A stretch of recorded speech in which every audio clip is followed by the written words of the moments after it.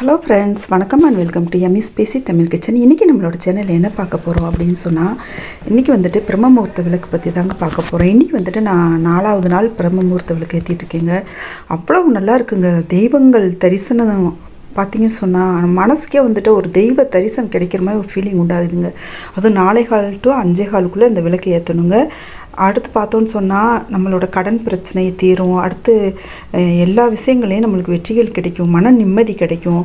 அடுத்து பார்த்தோன்னு சொன்னால் எல்லா நன்மைகளுமே கிடைக்குங்க. இதில் வந்துட்டு கிடைக்காத அப்படின்னு சொல்லி எதுவுமே கிடையாதுங்க.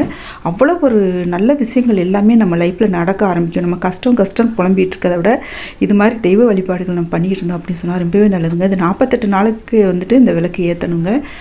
காலைல எந்திரிச்சிட்டு ரொம்பவே சிம்பிள் தாங்க.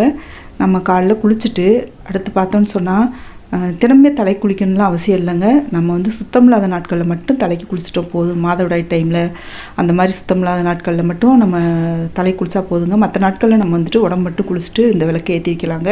நம்ம கதவு வந்துட்டு இந்த டைமில் வந்துட்டு 4:15 கதவு திறக்க முடியாது இல்லையா? உங்களுக்கு அப்படி ஒரு சிச்சுவேஷன் இருந்துச்சு அப்படின்னு சொன்னால் ஒரு அகல் விளக்கு வெளியவும் 3 விளக்கு, அதாவது ஒரு காமாட்சி அம்மன் விளக்கு இல்லை அப்படின்னு சொன்னால் கஜலட்சுமி விளக்கு, இது வந்து அப்புறம் இன்னொரு விளக்கு, மொத்தம் 3 விளக்கு வந்து பூஜை அறையிலையும், இன்னொரு விளக்கு வந்துட்டு துளசி மாடம் இருந்துச்சு அப்படின்னு சொன்னால் அந்த துளசி மாடத்துலையும் இந்த விளக்கு வைக்கலாங்க.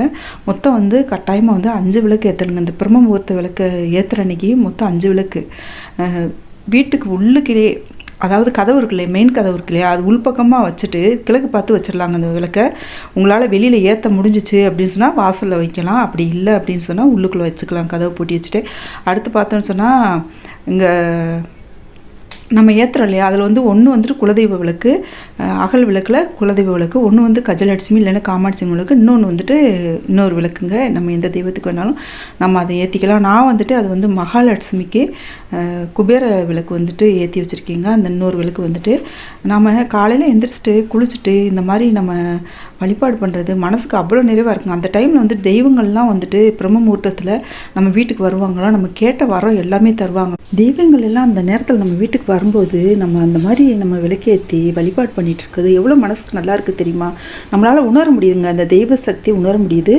உங்களுக்கு இந்த பதிவு பிடிச்சிருந்துச்சுன்னா லைக் பண்ணி சப்ஸ்கிரைப் பண்ணிக்கோங்க, கமெண்ட்டில் தெரியப்படுத்துங்க. நன்றி, வணக்கம்.